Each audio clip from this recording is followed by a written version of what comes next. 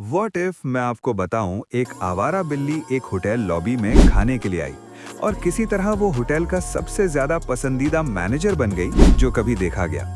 ना इत्तेफाक से, ना मजाक के तौर पर, बल्कि होटल की पहचान का एक हकीकी रोजाना हिस्सा बनकर।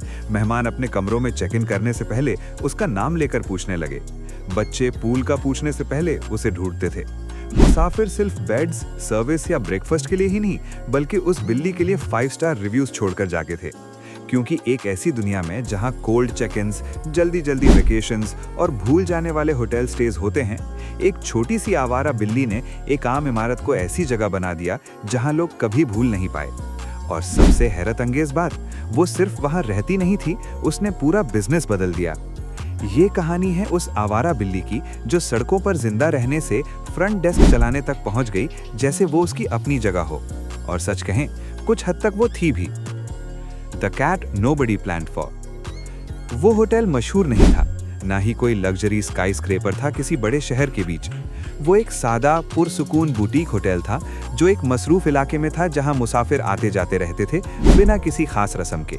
लोग 1 या 2 रात रुकते थे, शायद 3, फिर अपनी जिंदगियों में वापस चले जाते थे। ये ऐसी जगह थी जो साफ, ठीक ठाक और कंफर्टेबल थी, लेकिन यादगार नहीं, कम से कम अभी तक नहीं।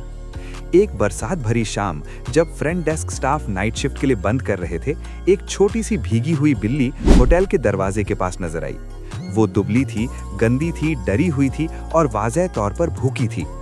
पहले सिक्योरिटी गार्ड ने उसे नरमी से भगाने की कोशिश की। होटल के पास पहले ही काफी काम था। मेहमान, रिजर्वेशंस, रूम सर्विस कंप्लेंट्स, गुमशुदा सामान, लेट चेक-इन्स। किसी ने नहीं सोचा था कि उन्हें एक आवारा बिल्ली से डील करना पड़ेगा।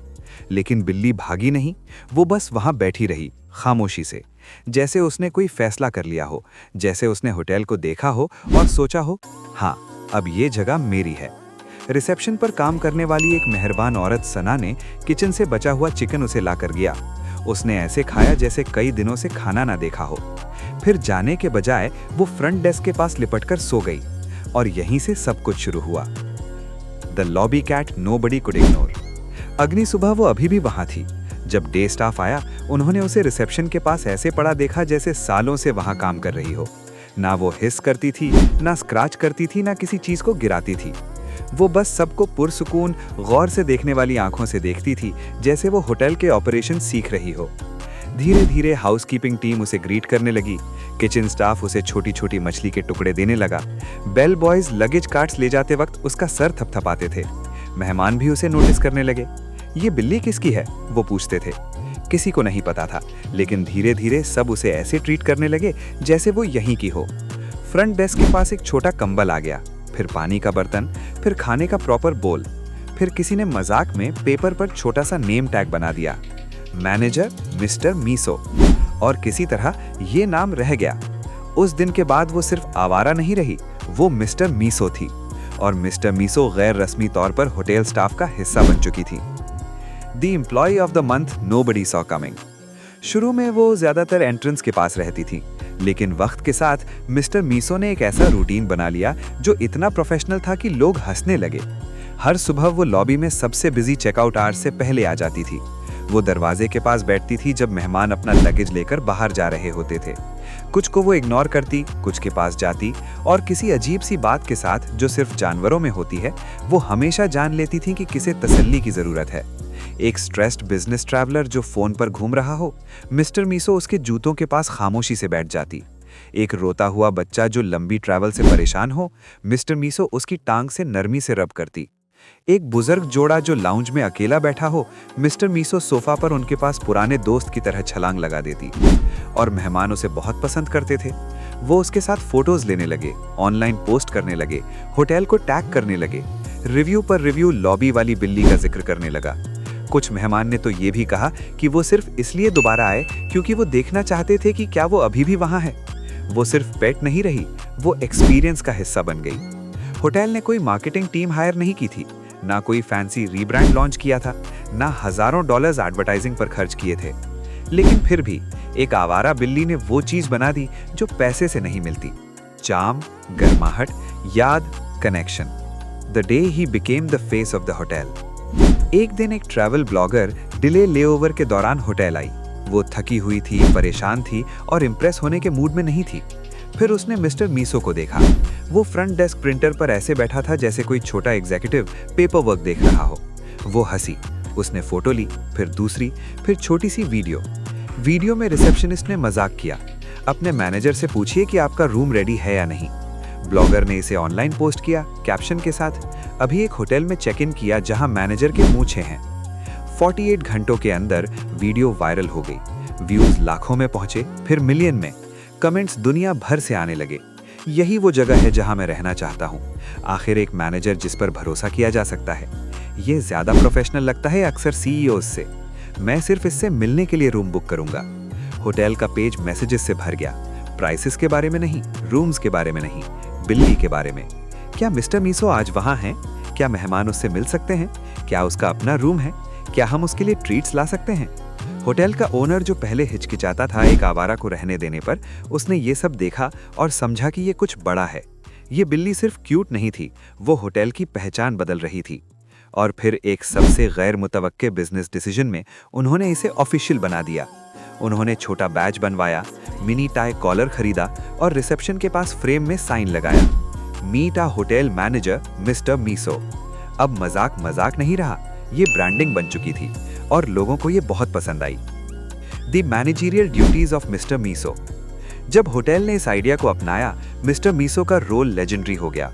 वो काउंटर से चेक इन सुपरवाइज करता, वो हर सूटकेस व्हील को सूंघ कर लगेज इंस्पेक्ट करता, वो जिस कुर्सी पर चाहता उस पर सोकर लाउंज सीटिंग अप्रूव करता, वो रात 2 बजे ग्लास डोर्स के बाहर गौर से देखकर सिक्योरिटी मॉनिटर करता, वो एम्प्लॉयज के पीछे खामोशी से आकर स्टाफ परफॉर्मेंस रिव्यू करता, और सबसे इंपॉर्टेंट, वो गेस्ट रिलेशन सबसे बेहतर हैंडल करता। मुसाफिर जो पूरा दिन एयरपोर्ट्स में गुजारते थे, थक कर आते और उसे देखते ही मुस्कुराते। बच्चे जो नई जगह पर सोने से डरते थे, महफूज महसूस करते। कपल्स एनिवर्सरी सेलिब्रेट करते हुए उसके साथ फोटोज लेते। सोलो ट्रैवलर्स जो तन्हा महसूस करते, उसकी कंपनी में सुकून पाते। उसे अल्फाज की जरूरत नहीं थी, ना ट्रेनिंग मैनुअल्स की। उसके पास वो रेयर चीज थी जो कुछ जानवरों में होती है, अजनबी लोगों को अपना महसूस करवाना। और हॉस्पिटैलिटी में ये सब कुछ होता है। The secret nobody expected. लेकिन इस वायरल फेम के पीछे कुछ गहरा हो रहा था। स्टाफ भी बदल रहा था। हॉस्पिटैलिटी में काम करना मुश्किल होता है, लंबी शिफ्ट्स, मुश्किल मेहमान, लगातार प्रेशर, जज्बाती मेहनत। लेकिन मिस्टर मीसो ने माहौल नरम कर दिया।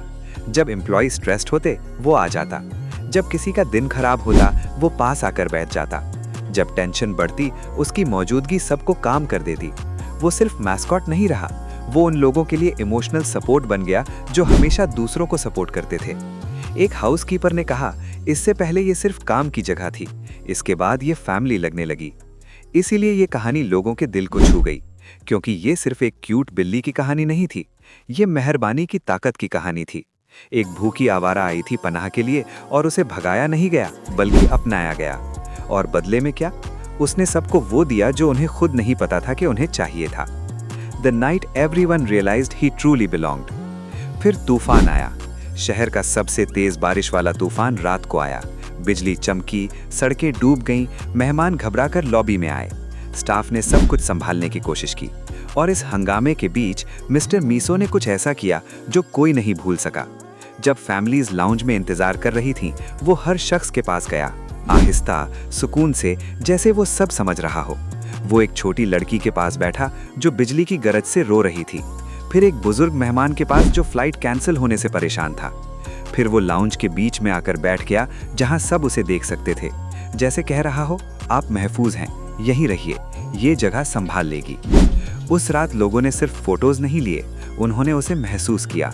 सुबह एक मेहमान ने ऑनलाइन लिखा, कल रात मेरे सफर के सबसे बुरे तूफान में सबसे पुरसुकून रूह एक आवारा बिल्ली थी। ये लाइन लाखों लोगों के दिल को लग गई। अब मिस्टर मीसो सिर्फ प्यारा नहीं था, वो एक निशान बन गया था। एक मखलूक जो कभी तन्हा छोड़ी गई थी, अब दूसरों को तन्हा महसूस होने से बचा रही थी। The legacy of a cat with no resume. वक्त के साथ होटल ने मिस्टर मीसो की तस्वीर वाले पोस्ट कार्ड्स बेचने शुरू किए, फिर मग्स, फिर टोटे बैग्स। मेहमान ने कहा कि इस पैसे का कुछ हिस्सा एनिमल रेस्क्यूज को दिया जाए। होटल ने शेल्टर्स के साथ पार्टनरशिप की और आवारा जानवरों की मदद शुरू की। और इस तरह मिस्टर मीसो की कहानी और बड़ी हो गई।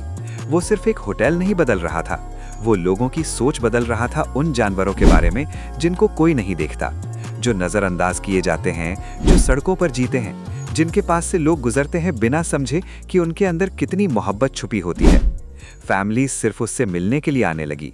कुछ लोगों ने बिल्ली अडॉप्ट की, कुछ ने डोनेशन दी, कुछ बस ज्यादा मेहरबान होकर गए। और शायद ये सबसे खूबसूरत बात है, ये नहीं कि एक आवारा बिल्ली मैनेजर बन गई, बल्कि ये कि एक छोटी सी मेहरबानी ने ऐसी चेन रिएक्शन पैदा की जो किसी ने नहीं सोची थी। एक खाना पनाह बना, पनाह अपनापन बनी, अपनापन मोहब्बत बना, और मोहब्बत विरसा बन गई। The next time you see a stray, look again. तो अगली बार जब आप किसी आवारा बिल्ली को देखें, उसे सिर्फ भूखी जानवर ना समझें, क्योंकि कभी कभी आप एक मुस्तकबिल का दोस्त देख रहे होते हैं, एक तसल्ली, एक छुपा हुआ मौजज़ा, शायद एक मुस्तकबिल का होटल मैनेजर। मिस्टर मीसो के पास कभी पेट